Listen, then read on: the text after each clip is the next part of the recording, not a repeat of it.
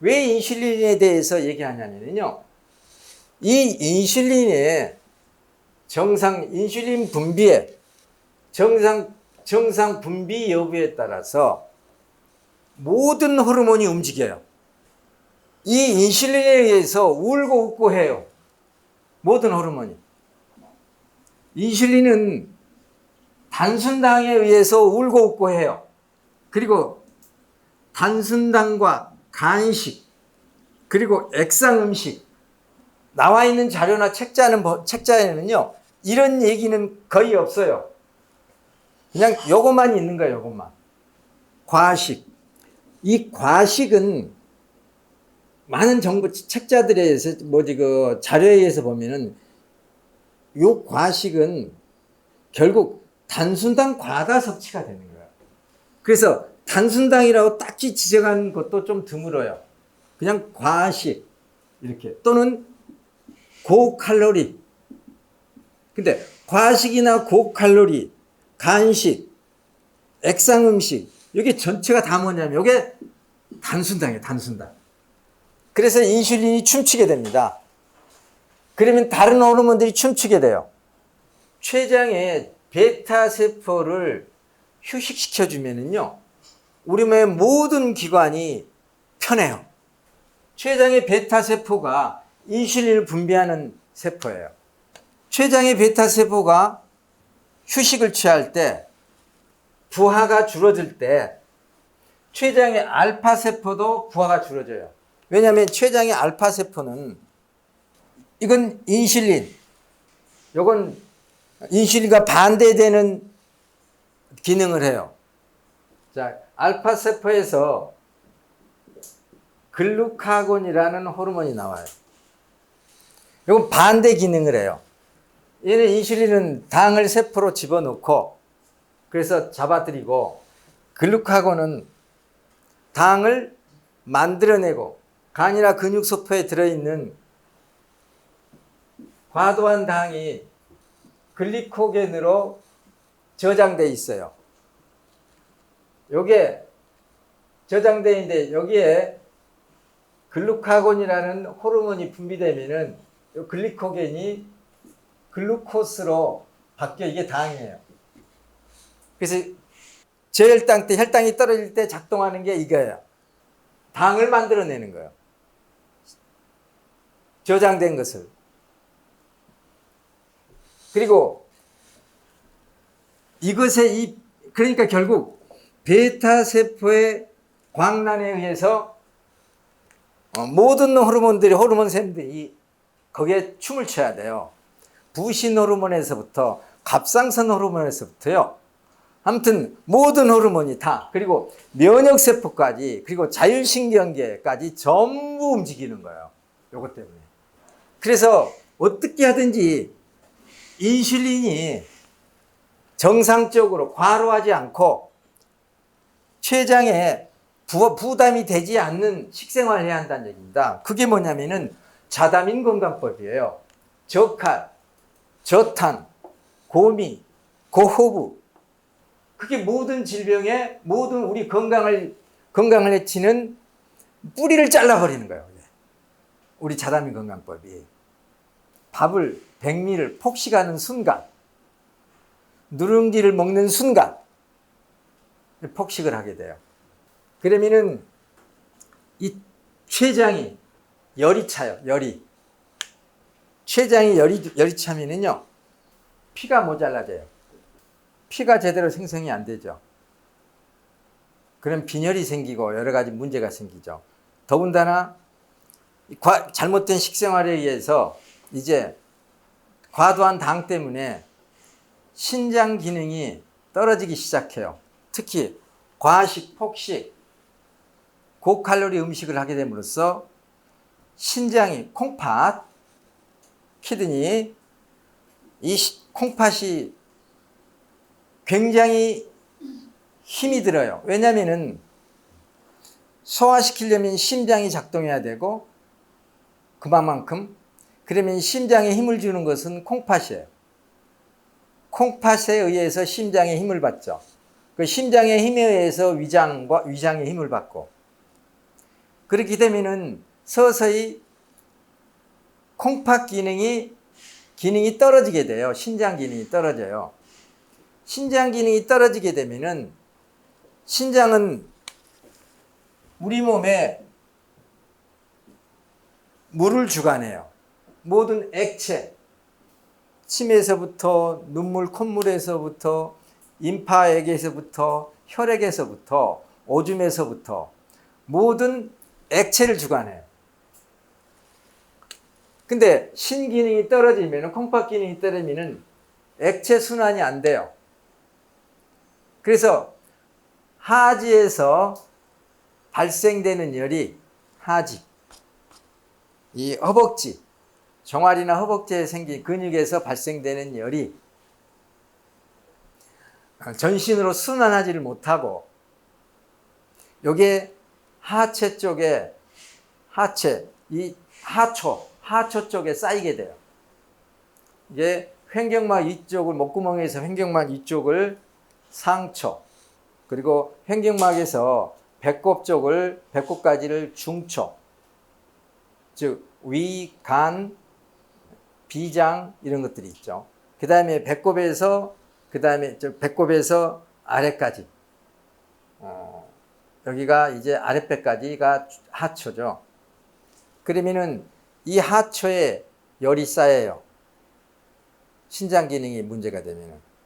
그래서 열이 순환을 못하고 이제 이 하체 쪽에, 즉 허벅지 이 대퇴부 쪽에서 머물게 돼요.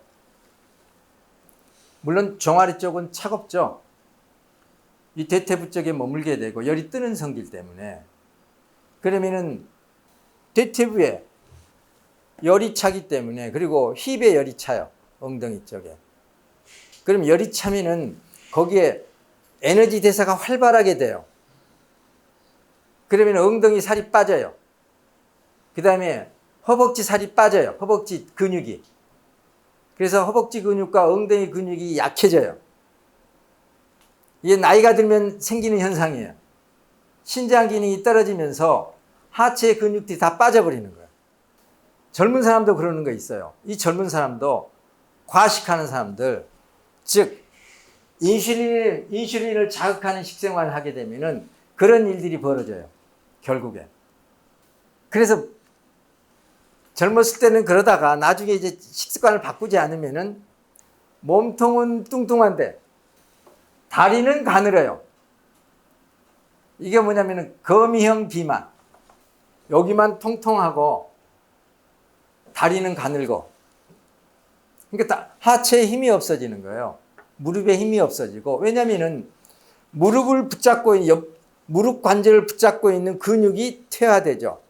약해지죠. 그러면은 연골이 압박을 받아요. 왜냐면은 모든 뼈는, 관절은 근육으로 지탱되고 있죠. 근데 근육이 힘이 약해지니까 연골의 압력이, 부하가 걸려요. 그러니까 연골이 더 많은 부하를 걸리니까 더 많은 영양소 손실을 가져오게 되죠. 연골이 지탱해야 되니까. 그러면 연골이 영양소 진행이 되면서 영양소가 부족하게 되죠. 그러면서 연골이 찌그러지죠. 힘이 없어지고 연골이 영양실조가 되는 거예요. 그러면 연골이 점점 줄어들죠. 칼로리 컨트롤을 우리는 뭐라고 쓰냐면은 소화기 휴식으로 해요. 우리가 단순히 칼로리를 줄이기 위한 게 아니란 얘기입니다. 칼로리 컨트롤 하는 거, 우리가 칼로리 개념이 아닌 거죠. 소화기의 휴식을 통해서 소화기 에너지의 회복, 과로는 냉기를 불러일으키고 휴식은 체온을 회복하죠. 근데 단순한 칼로리 컨트롤과 이 개념을 하게 되면요, 여기에 미네랄 개념이 반드시 들어가야 되는 거죠. 여기는요, 미네랄 개념이 강조되지 않아요. 단백질 보충 식품이 있어요. 칼로리 컨트롤 한 데는 다. 이것을 대용식으로 하죠. 그리고 탄수화물 보충 식품이 있어요. 이 탄수화물 보충 식품이 대부분 다 과당이에요. 우리는 탄수화물 보충할 때 우리는 고허브죠. 그리고 미네랄이에요. 아까 얘기했듯이. 이건 복합당이에요. 복합당. 여기는요. 칼로리 컨트롤하는 데는요. 다 뭐냐면 단순당을 써요. 이 단순당 칼로리 양을 줄여가지고 프로틴하고 같이 먹게 하는 거죠. 다른 다단계는. 다단계에서나 다른 어떤 다이어트 모든 프로그램들이 그래요. 우리는 복합당을 먹게 해요. 칼로리 컨트롤이 아니에요. 지난번에 말씀드렸잖아요.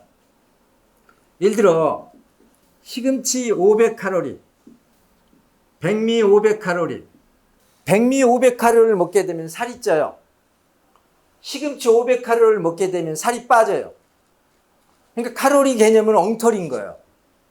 왜 그러냐면은 시금치를 소화시키는데 예를 들어 쓰는 에너지가 700칼로리라고 해보세요. 백미 500칼로리를 소화시키는데 예를 들어 300칼로리만 사용된다고 해보세요. 그럼 여기는 플러스 200, 여기는 마이너스 200. 지금 현재 칼로리 컨트롤이라는 이 프로그램들 보게 되면은 전부 다 칼로리 계산만 하고 있는 거예요. 음식의 질을 생각하지 않는 거예요. 복합당은 칼로리가 비록 높아져도 그러니까 반찬을 아무리 많이 먹어도 반찬을 많이 고허브, 김치니 냉이니 해가지고 도라지니 더덕이니 또 있자고 아무튼 자 이게 각종 나물들 산나물도 좋고 밭나물도 좋고 많이 먹어보세요. 살 빠져요.